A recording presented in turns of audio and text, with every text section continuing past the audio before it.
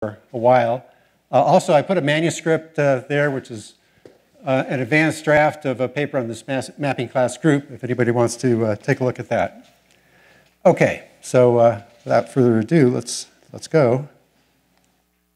So first, topological dynamical systems. This is kind of a point of view on what we're doing. The topological dynamical system today is a homeomorphism of a compact metrizable space, T taking X to X, a homeomorphism of two topological dynamical systems. It's a continuous map which from X to X prime, such that the map intertwines the actions. We could draw a commuting diagram. To express that, a way to think about that, if you're new to these things, is that F is it's an isomorphism, F is an isomorphism, a topological conjugacy if it's bijective. So a way to think about isomorphism is to think of think of one system as being in, say, English, the other system is in Spanish, and this isomorphism just translates from English to Spanish, and you see that you're just really looking at the same thing. So we are only interested in distinguishing systems up to isomorphism, often. Okay, full shifts. A full shift on K symbols is a topological dynamical system, and it's defined with some alphabet set of K symbols. Usually we just take the integers from 0 to K minus 1 as the alphabet, but who cares? What is XK?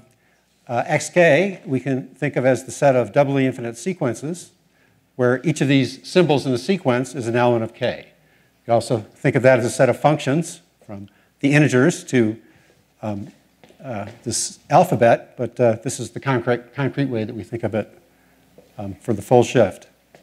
Now, we only really care about metrizability, not the metric. So, for example, we can take a distance here, which is such that the distance from x to y is 1 over m plus 1, where m is the smallest absolute value of a coordinate where the two differ. So two sequences are close if they agree in a lot of coordinates around 0. And if k equals 1, then this full shift is just a fixed point. There's only one sequence, a single symbol.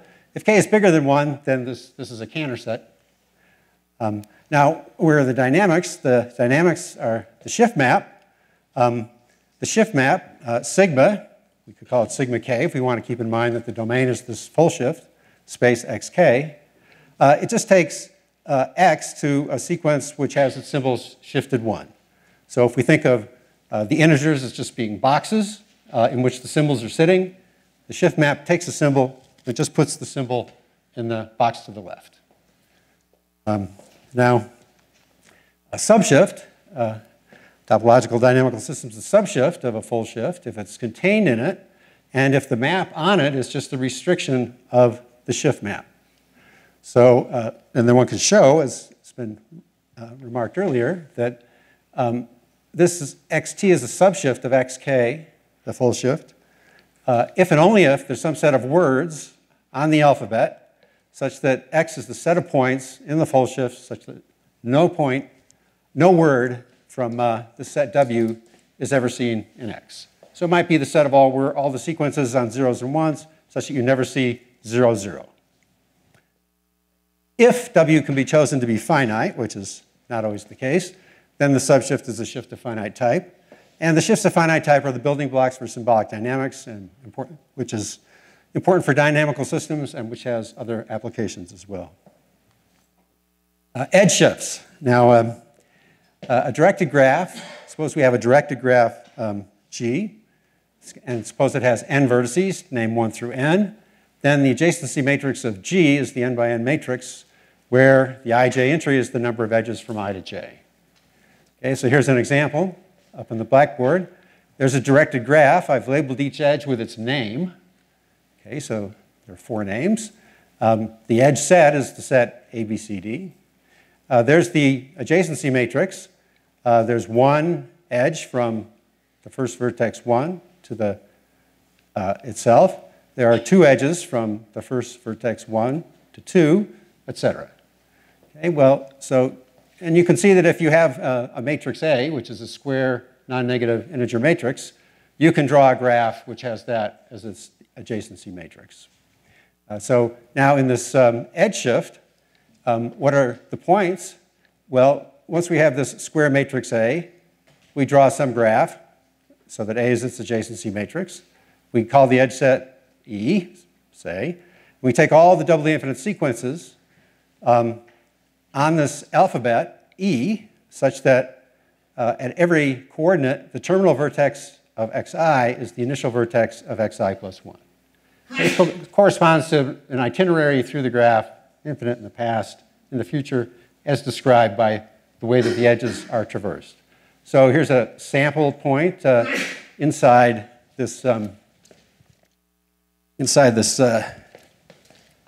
edge shift, in which we have the point doing things like this. And you can see that the C, D, A, B, that's a legal walk. We could never see, for example, a D followed by a D. The rule will be violated. If we want to be precise about the points, well, we can't just write these letters. You know, if we really want to be precise, which I usually don't want to be, then we somehow have to indicate the coordinates. You could do that by putting a dot over the 0 coordinate, for example. Okay, so every shift of finite type, by a standard routine technique, is topologically conjugate to one of these edge shifts. So you can just think of edge shifts if you want to think of just shifts of finite type up to isomorphism. Now, from here, I want to make a standing convention, which is that the edge shift will be defined by a matrix A, which is, now, I kind of had a second thought about the convention I wanted to choose. Here I've written irreducible, which means that for every entry in the matrix, there's some positive power of the matrix, which sees a positive entry there, positive number in that entry.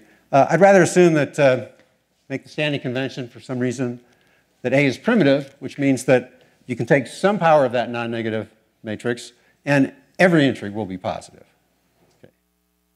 All right, so that's the, you know, for the mapping class group and for the statements of the theorems, it's not going to matter, but this is really kind of the more fundamental class. Okay, and I want to assume the matrix is non-trivial, so by that I mean just that it's not a permutation matrix. In this case, it's just not the matrix, which is 1. That would give us the fixed point. That's a kind of degenerate case that we want to avoid. And so if you're new to these systems, just think of these edge shifts as behaving a whole lot like a full shift on at least 2 symbols. Have the right point of view on these things dynamically.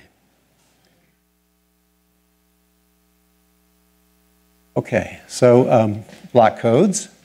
Now, suppose that we have a subshift, and let's let this WK of X be the set of words of length K that can occur in the subshift.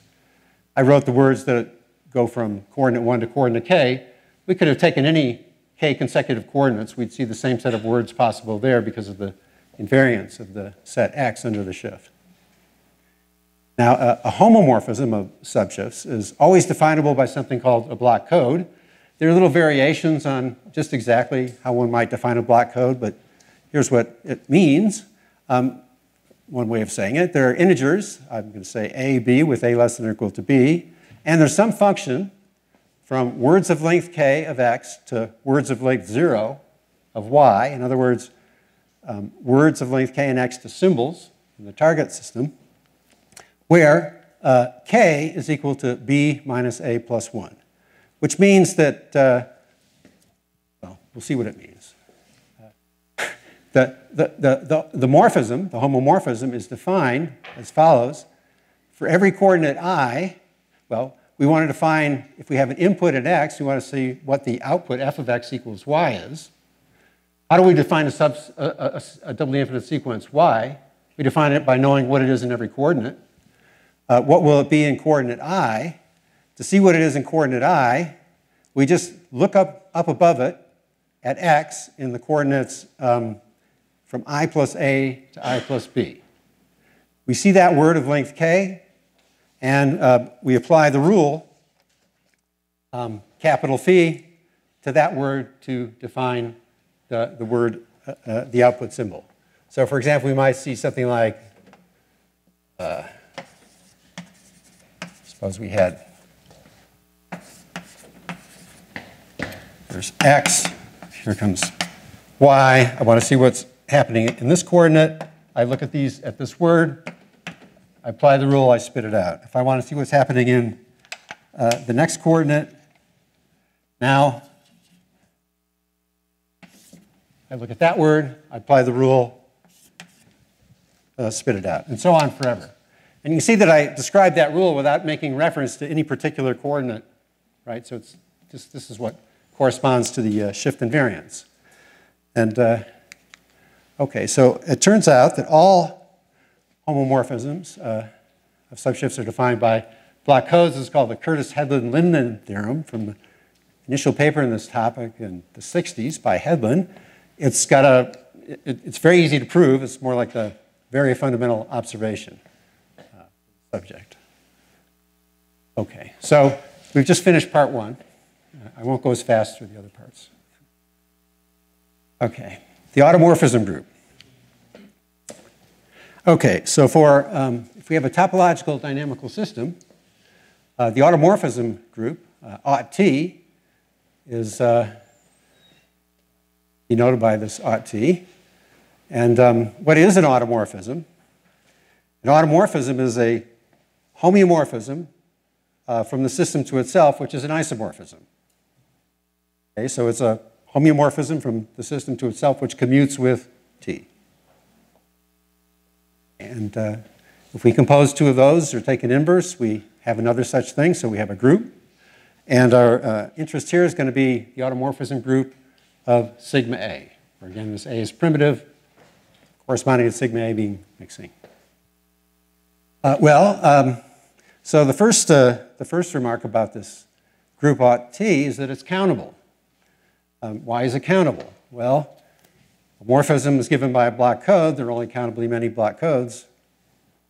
So the automorphism group is countable. But we'll see that the automorphism group, and actually you have seen if you were at Michael Schroeder's lecture, that it's complicated. But before we see what is complicated, let's see that there's something in it.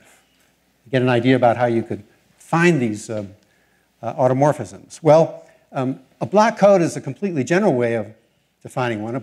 There may be other ways which are more insightful, convenient, robust, etc. We might define an automorphism without reference to the block code which we know exists.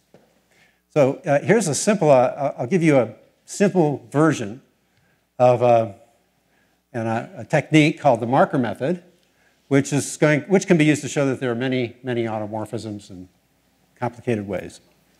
Okay, so here's before we quite get to the marker method, here's an example.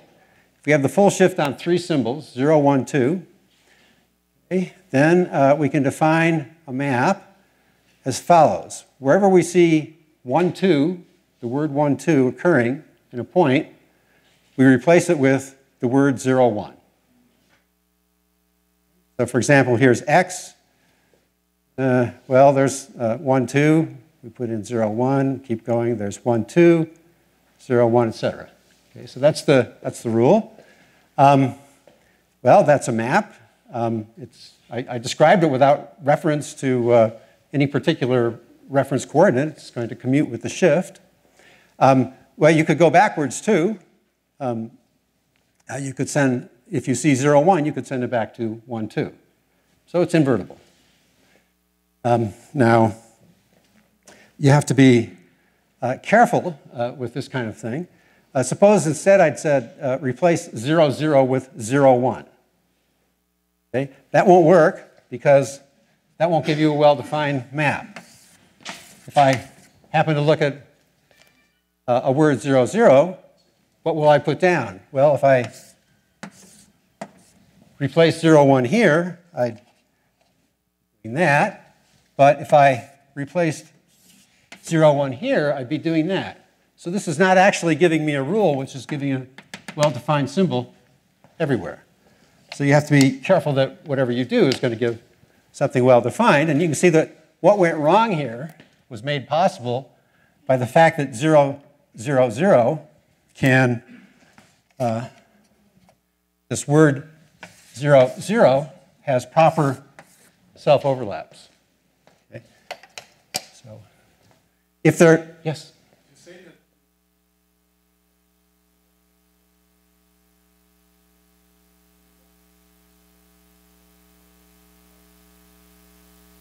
Um,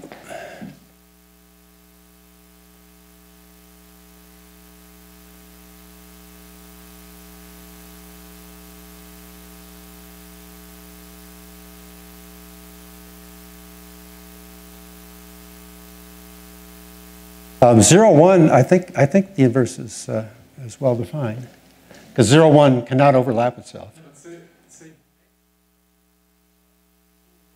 Mm-hmm.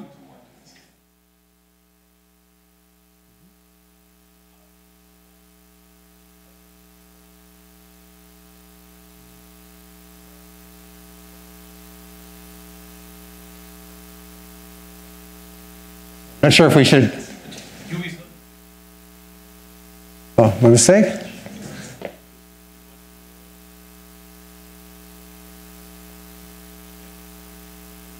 Oh, yeah, right.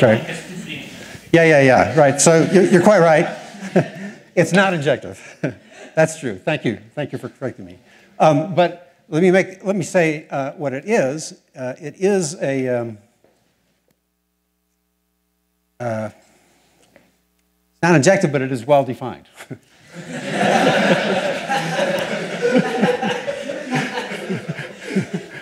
So for the marker method, there are two aspects. One is that it must be well defined, and that involves a self-overlap. And then there's this little detail of actually getting something which is one-to-one. Okay, thank you. All right, so it takes a village. Now let's look at one systematic way to do this. So suppose we have a permutation. I'll call it pi of n elements. And I'm going to use this in some way on some set of words of n words. And I want these words to involve only the symbols 0 and 1. And they must all be of the same length.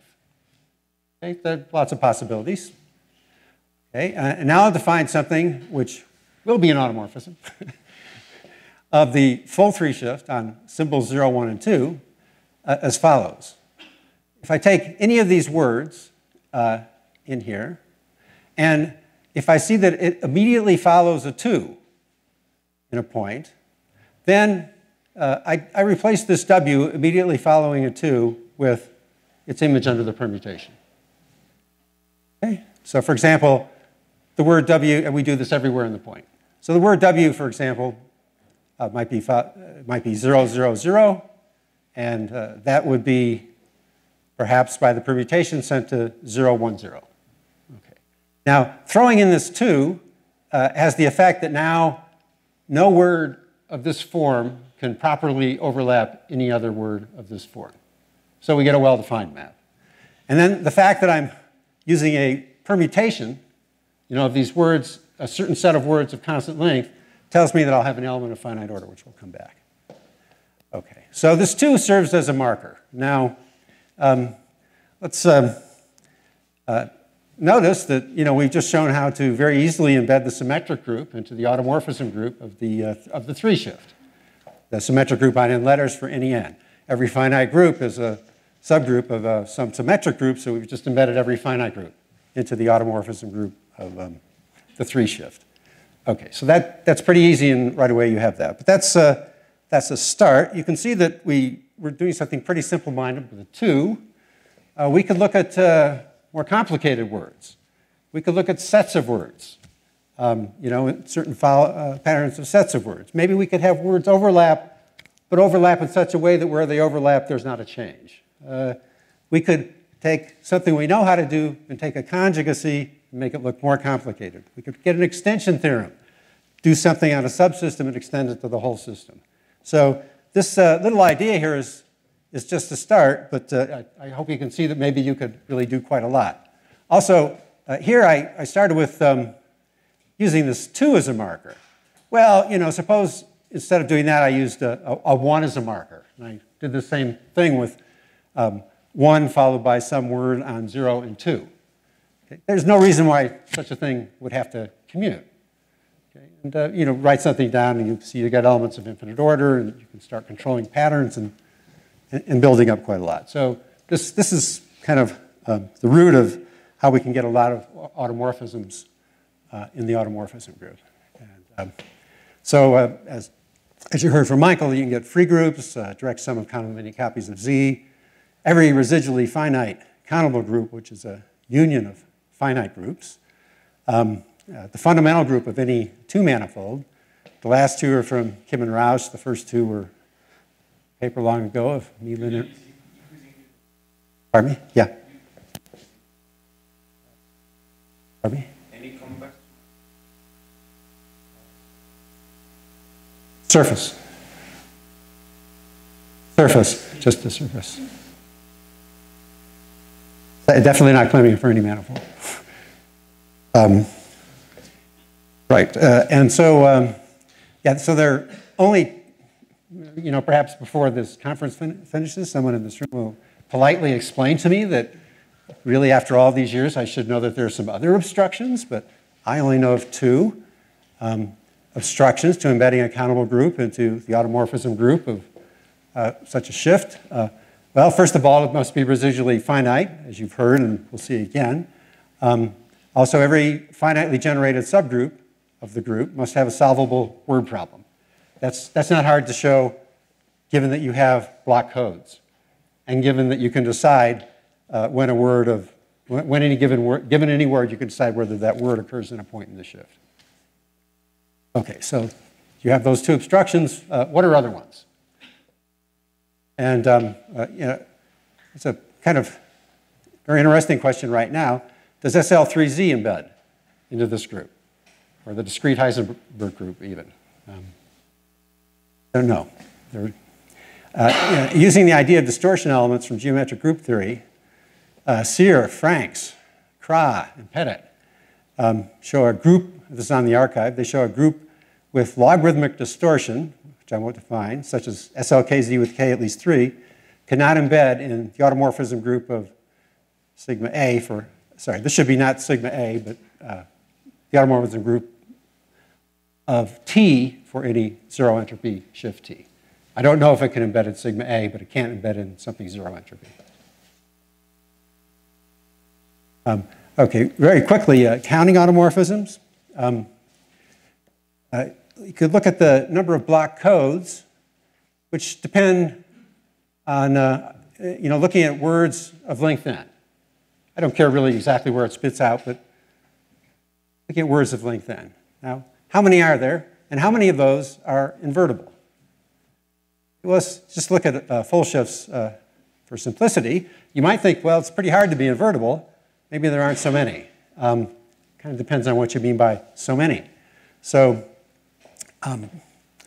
if we consider the full shift on K symbols, the number of block codes into a particular coordinate, depending on words of length n, that's the number of function from words of length n, there are k to the n of those, into the set of k elements, so they're k to the n.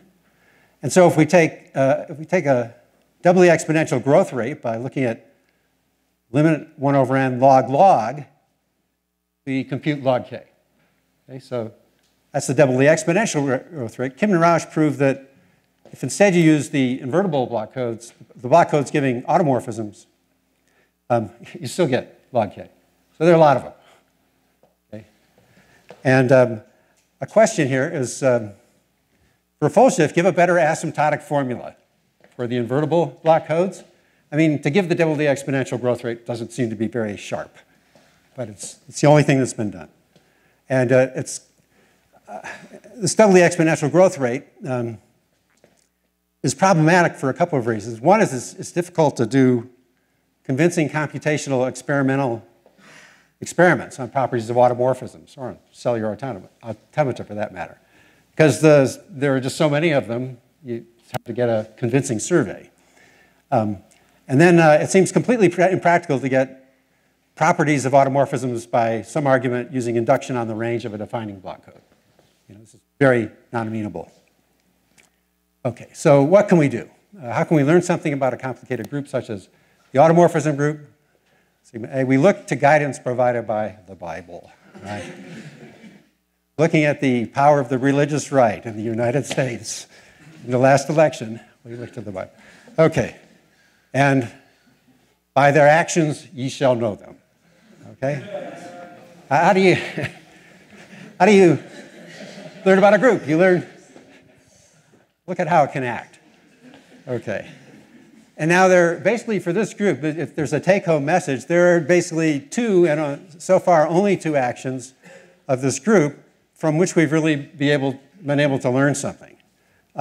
One is the action on periodic points, and the other is the action on the dimension module. And we learn especially by relating these actions to each other. Okay, so what's the action on periodic points? For any n, what is a point of period n for the shift? There's some word of length n, and you just keep repeating it. Okay, so there are only finitely many points of period n.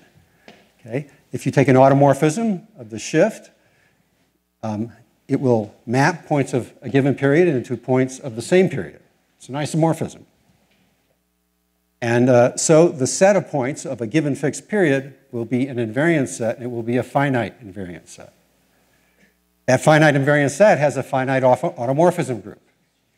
So if we restrict the automorphism group to automorphisms of the points of period n, we get a map from the automorphism group into a finite group. And then the points of period n the points of all periods are dense. So points will be separated by these maps. So this shows that the automorphism group of sigma A, or the automorphism group of any subshift which has dense periodic points, is residually finite. Now, for contrast, let's just remark, for various subshifts, the automorphism group is not residually finite. There's a minimal subshift whose automorphism group contains a copy of the rationals, which is not residually finite. And so it's not about recurrence, this property of residual finiteness. And also, many reducible shifts, some shifts of finite type, many more, Salo and Schraudner, as you've already heard, contain a copy of S infinity, the union of the symmetric groups Sn, where Sn is the permutations 1 through n. Okay. Now, what about the dimension module? What is it? Well, it's got different descriptions and presentations. Here's the easiest thing I can say. Suppose we have a k by k matrix. Then we can take the direct limit group, where the bonding maps are all multiplication by A. And I like to take multiplication on row vectors. But, it's different, but, take your pick, and the theory's the same.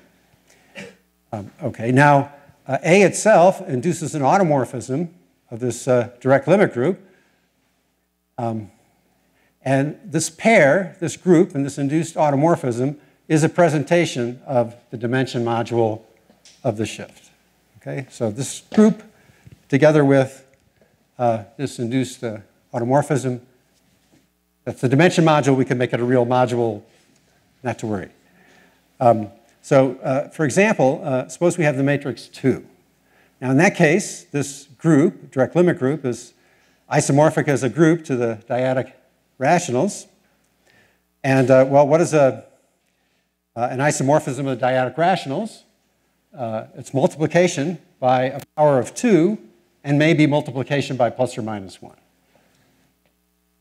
Now, there's a minor order condition that we require on an automorphism of the dimension module.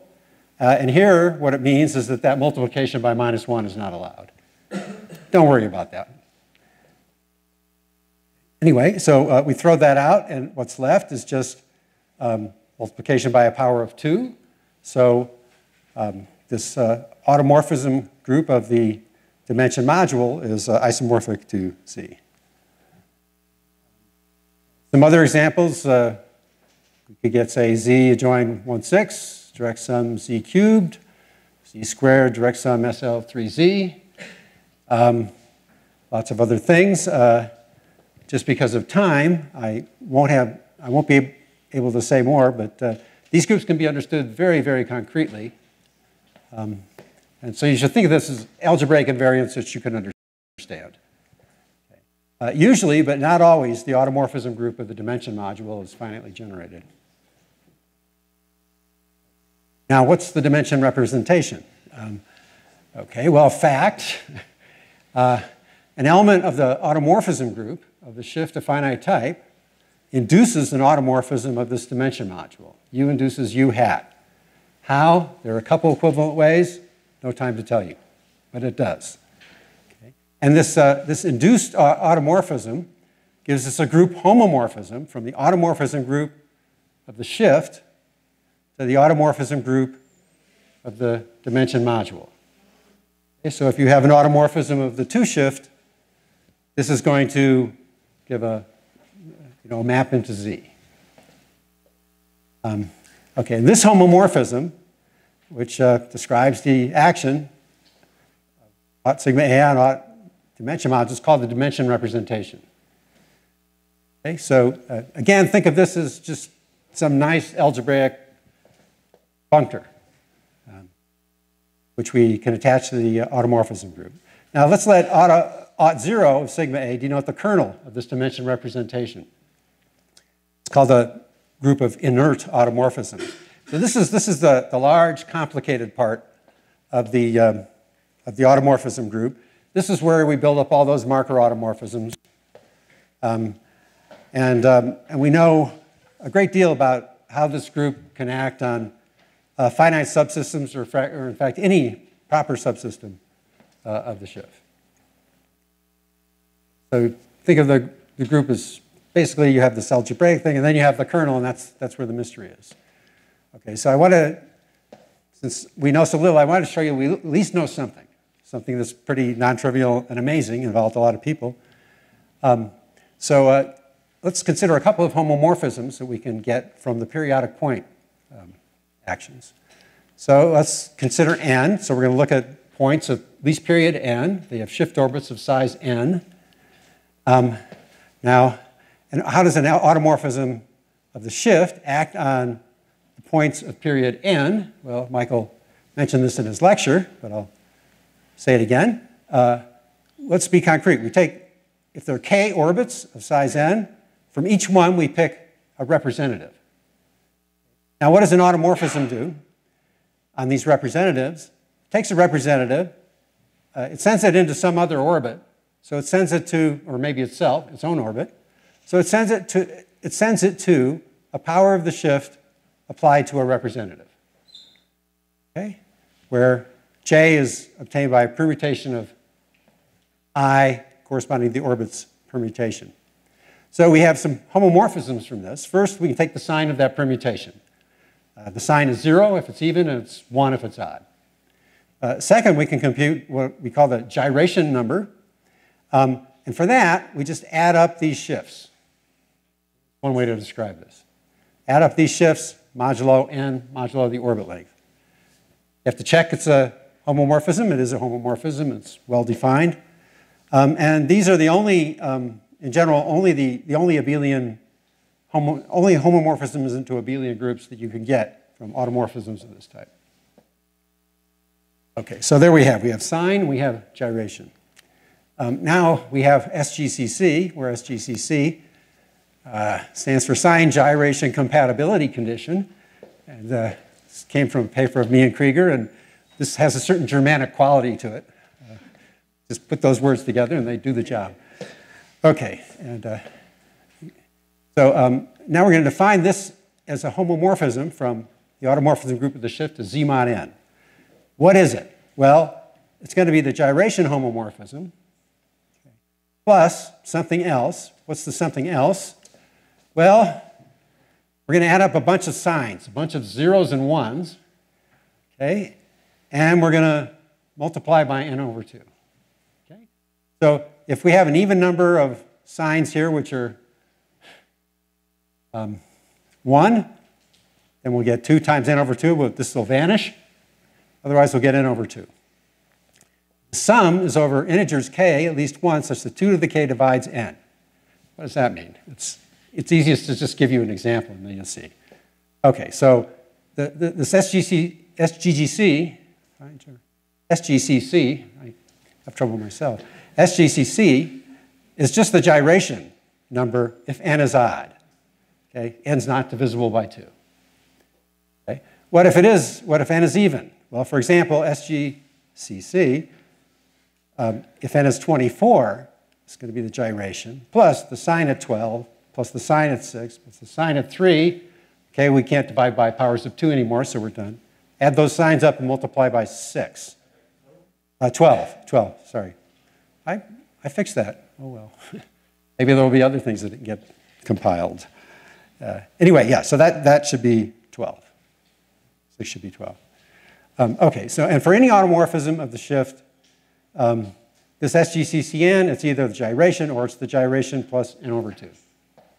Okay, so there's this kind of mysterious map thing which, in the Cantor set, it looks at the points of, say, period 24, but then also in the Cantor set, where everything's homogeneous set-wise, it looks at these periodic orbits which are just somewhere else. Okay, and now there's a factorization theorem due to Kim, Rausch, and Wagner, culmination of a lot of work. And it's the following. For all n, there's a homomorphism, I'll call gamma n, from the automorphisms group of the dimension module into Z mod n, so that SGCC is the dimension representation followed by gamma. So we have the automorphism group of the shift. We have the automorphism group of dimension module, and we have a commuting diagram here for all n. So, okay, well, what does this tell us in particular? Suppose we have something in the automorphism group which is in the kernel of the dimension representation. Well, it's got to be in the kernel here. That means this thing vanishes. That means that automorphism, the way that automorphism acts on points of period n is quite constrained by how it happened to be acting on smaller points. There are obstructions to how it can move periodic points around. Okay, SGCC vanishes for all n. Okay, and that is true if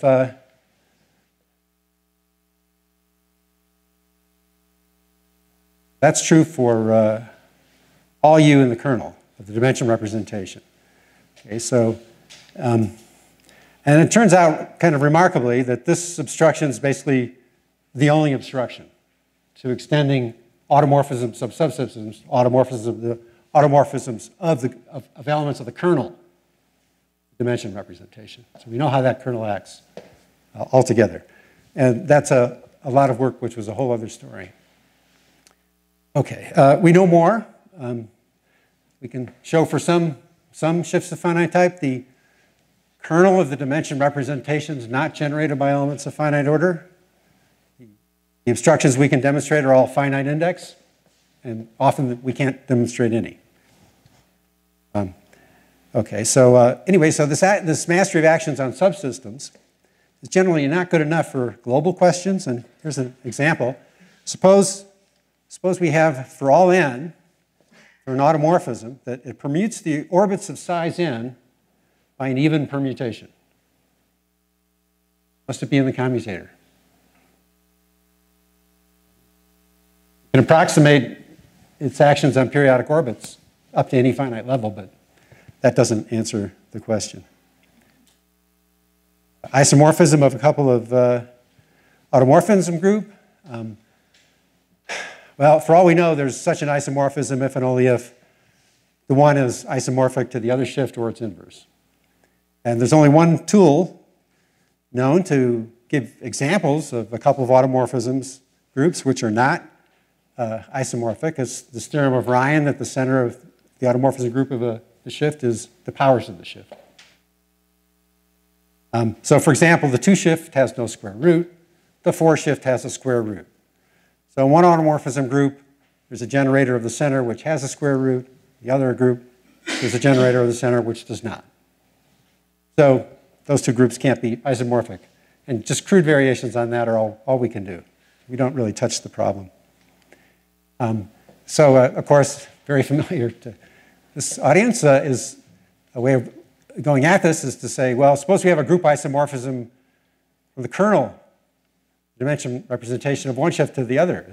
Does it have to be induced by a homeomorphism, which is a conjugacy between the shifts or the inverse of one to the other? Or maybe you could write the commutator here instead of writing just the kernel of the dimension representation, although we have not such a great understanding of what the commutator is. But I'd like to emphasize one thing, which is a really huge difference between the corresponding question for full groups of Cantor systems or the L1 full group or other kinds of things. In those cases, as far as I've seen, where you have a result of this kind, well, let's just say for the full group here, there's a rich supply of full group elements which are the identity on large open sets. Kind of, something's the identity there and then you're acting locally.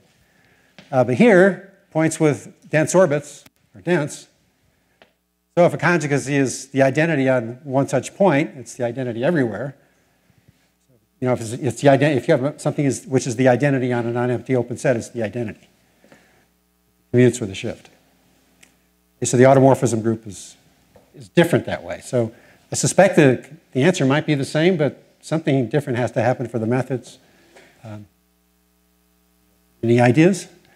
Okay, so let's go on to flow equivalence. This is the third part. We've gone through the automorphism group, kind of, and now this is much newer. Automorphisms was not new. So if T, what is flow equivalence? If T is a homeomorphism from a compact metric space to itself, topological dynamical system, we're interested in T being the shift, but we'll just consider this more general T for the moment. So the mapping torus of T is the quotient, I'll call it Y of T, of X cross the reals by the identifications which could be described as saying X comma S plus N is equivalent to sigma to the, another typo, T to the N, X, S for all X and for all S and R and N and Z. More concretely, this mapping torus, we can think of just restricting these relations to X cross 0, 1. That will map onto the mapping torus under the quotient map. And you only need here the identifications X1 is equivalent to T of X0. So there's a picture of the mapping torus. That horizontal line is X. There's 0, 1. Take a point at the bottom. Take the line up to the top. One of the bottoms, X comma 0. At the top, we have X comma 1. And that's identified with T of X comma 0. So there's a continuous R action, or flow on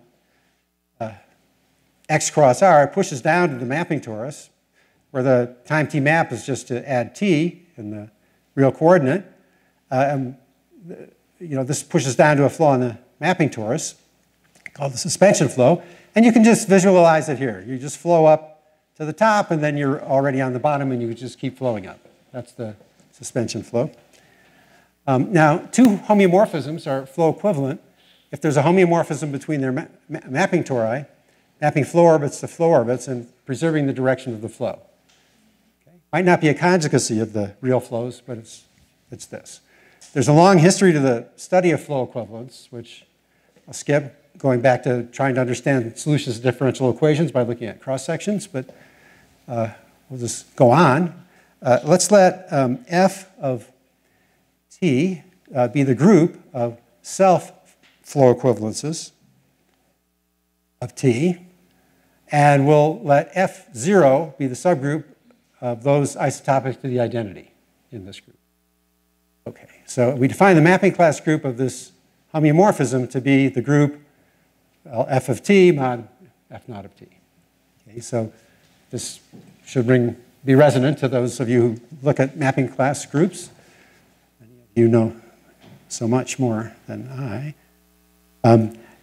So what's the idea here? Well, if we take all of these self-flow equivalences, there are going to be a lot of trivial ones that just maybe wiggle orbits a little bit. We're not really learning anything about that, and we have an uncountable group, so we'd like to get rid of that and see what's left, and that's the mapping class group. Now this mapping class group plays the role for flow equivalence that the automorphism group plays for topological conjugacy. And what about the mapping class group of a shift of finite type? Okay, so let's consider this, and I'll contrast it to the automorphism group of the shift of finite type. Okay. The shift is irreducible and non-trivial, or even assuming primitive and non-trivial. Okay, so a fundamental theorem here is a classification theorem, Franks following work of Bowen and Franks and Perry and Sullivan. Two non-trivial shifts of finite type are flow equivalent if they're defined by matrices A and B, if and only if two conditions hold. One is that the groups which are the co-kernel groups of I minus A and I minus B are isomorphic. Okay? So if A is K by K, I minus A is K by K, the co-kernel is described with the map given by matrix multiplication from ZK to ZK. Okay, so it's the range space ZK modulo the image. And this can be any finitely generated abelian group. The other invariant is that the determinant of I minus A is the determinant of I minus B. Everything about the second invariant is contained in the first, except the sign plus or minus, if those numbers are not 0. Okay, so keep that in mind, and now we'll just kind of zip through some properties of this group. These are taken from a joint work with Sampong Chui Srichai in Thailand, and this is a manuscript of this work is also posted next to this talk.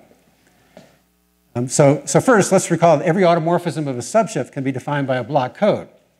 That's a way to get a handle on. There is an analogous notion developed in a paper of myself, Toka Carlson, and Søren Eilers. For a subshift, every element of its mapping class group has a representative defined by a flow code. Okay? This looks like a block code, but with words maybe of different lengths in place of symbols. They kind of given by return words to some discrete cross-section. No time to really say what it is, just think, sort of like a block code, a little more complicated. Words instead of symbols. But because you have that, we can conclude that this mapping class group is a countable group. There are only countably many flow codes, just as there are only countably many block codes. And now by construction, this mapping class group is not residually finite. It contains a copy of the infinite of S infinity, so it's not residually finite. Yeah, that's not looking too good. The center. We use the center to differentiate automorphism groups of shifts of finite type. It's trivial. Oh, that's no use. Now, if you have an automorphism of a shift, it induces a flow equivalence. In fact, it induces a conjugacy of the suspension flow, so in particular, a self-homeomorphism.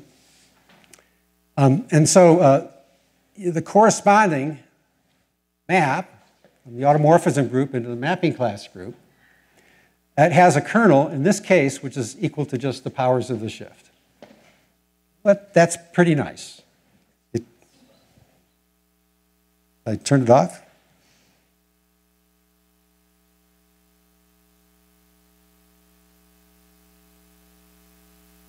Ah, okay, great.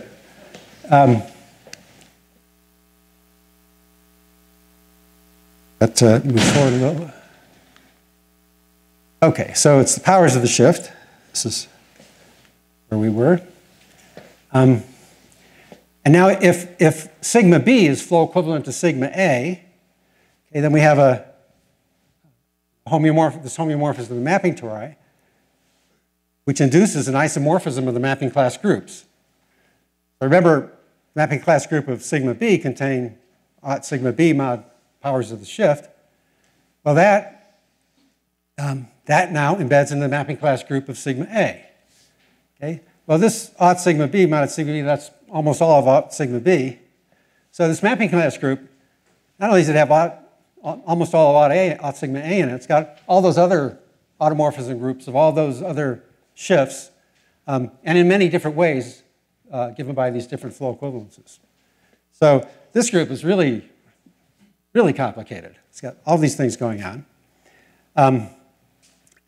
Because there are many quite different shifts of finite type, which are flow equivalent according to those complete Franks invariants. Now, one way of describing this in a little bit of an invariant way is that if you have a flow equivalence which arises from an embedding of an automorphism like that, there's a cross-section of that suspension flow, and the flow equivalence has the class of the homeomorphism in the mapping class group as a representative, which is an automorphism of, it's given by an automorphism of a return map to an invariant cross-section. Anyway, so you can look at invariant cross-sections, and from that, you can show that there are many elements of this mapping class group which cannot arise from automorphisms in this way. So not only does this group have all those automorphism groups, it's got a whole lot of other stuff that behaves not at all like automorphisms. So circles, periodic points of the shift. When you look at a periodic point of the shift, it gives rise to a circle in the mapping class, in the mapping torus. And the mapping class group acts by permutations on this countable set of circles. In this particular case, for this mixing shift of finite type, the action on this set by permutations is faithful. That's not true for general subshifts or even general shifts of finite type. And now the action of the mapping class group on the set of circles by permutations is n transitive for all n. Take any two lists. Okay, so remember it was very helpful to have those invariant finite sets of periodic points. For the automorphism group, it's gone. There's nothing, I can't see anything like it. Now, we had constraints on extensions in the case of the automorphism group. So there's a theorem of myself and again Carlson and Eilers. If we have a map, which is a flow equivalence from one subsystem of the mapping torus of sigma A to another one, they don't even have to be the same, then that map extends to a flow equivalence of the whole thing. You can extend anything. So there's a tremendously rich supply of things you can do with this mapping class group. Now, analogous to the dimension representation, there's something I'll call the Bowen-Franks representation. And we can present that as follows. Remember, this co-kernel of I minus A was playing a big role. It's called the Bowen-Franks group. It's got automorphisms. It's a finitely generated abelian group. It's got a group of automorphisms. And just as with a dimension representation here, there's a map which is well defined from the mapping class group into the automorphisms of the Bowen-Franks group. So I'll call that the Bowen-Franks representation. Now, in contrast to the representation, this beta A is always surjective for all A. Turns out not to be true for the dimension representation. The range group is finitely generated for all A. Okay, so in some sense, it's better here than it was for the shift. We kind of know everything about this guy. But suppose we have the kernel. We look at the kernel of this. Okay, that's analogous to this kernel we don't know a whole lot about for the automorphism of the group. We really know nothing about this thing. So, except that it acts very richly. So here's some questions, sample ones. Does the map from the homeomorphisms giving these flow equivalences into the mapping class group, does it split? I mean, is the mapping class group of the shift even a group of homeomorphisms? Is this group, which is the kernel of the Bowen-Franks representation, is it simple? I kind of think it is, you know, because it's just so complicated. Everything, it's hard for anything to get separated out. I'm kind of torn as to whether to conjecture that or just ask it. The argument against conjecturing is, well, what's your evidence? Not that we can answer easier questions. Is it equal to the commutator? Is it generated by involutions? Is it finitely generated? Things we don't know. If sigma A and sigma B are not flow equivalent, we don't know anything about whether the respective mapping class groups are isomorphic. They could be always, they could be sometimes, they could be never, for all that I should show. So a problem is every group isomorphism from one mapping class group to another induced by a homeomorphism of mapping tori. Again, I'd sort of guess yes, but if the answer is yes, remember there's a somewhat different character to this problem than is the case where the group can act like the identity on a big set. So then the last question I'll ask, I don't know this either, is it even sophic? That's it.